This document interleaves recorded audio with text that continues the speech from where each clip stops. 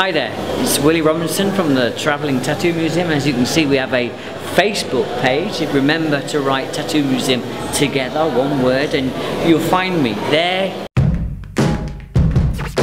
You can see where we're going, where we've been, how we're collecting, how we're doing, maybe some information, and maybe shortly some secret information, because at the moment we're in negotiations to actually open up a full-time museum in Berlin, but shh, don't tell anybody.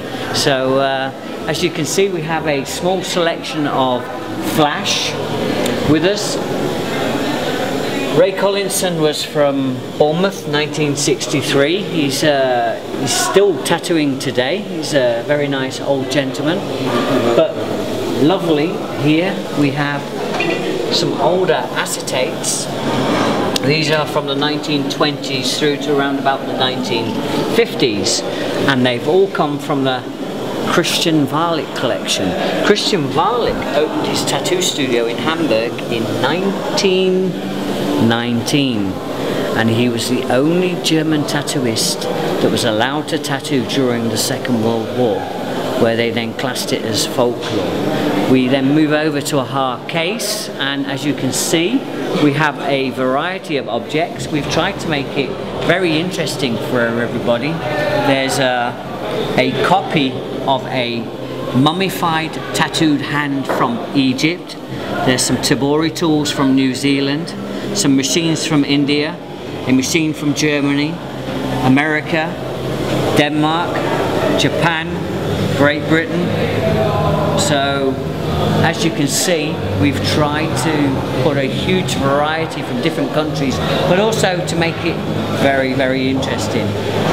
Interesting, yes, there's some major artifacts there, and I think without a shadow of a doubt the most important has to be the box from George Birchet.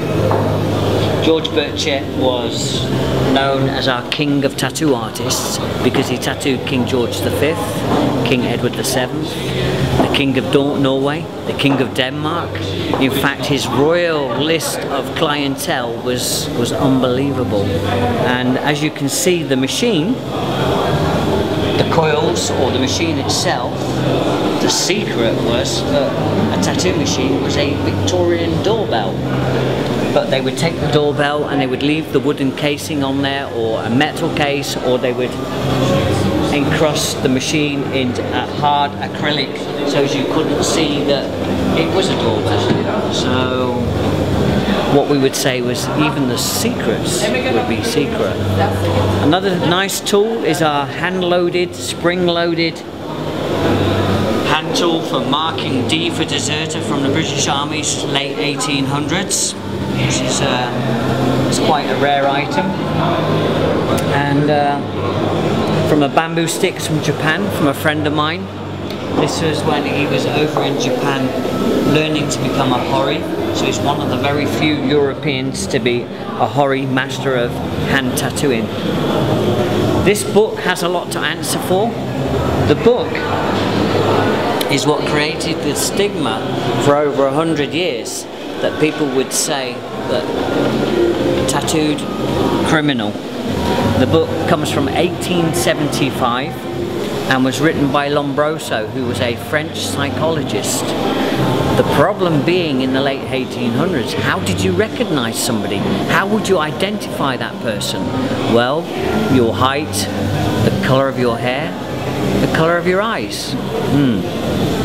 Your height, the color of your hair, and the color of your eyes, and oh, well, what we'll do is we will actually measure the long bones in your body, and we will measure your skull. But if you had an identifying mark, like a birthmark or a tattoo, then you were very easily recognized.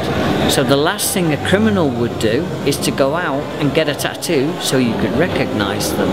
So there's a fallacy and a stigma about tattooing that's lasted for over 100 years, and it was these guys' work that actually created the stigma. See you later.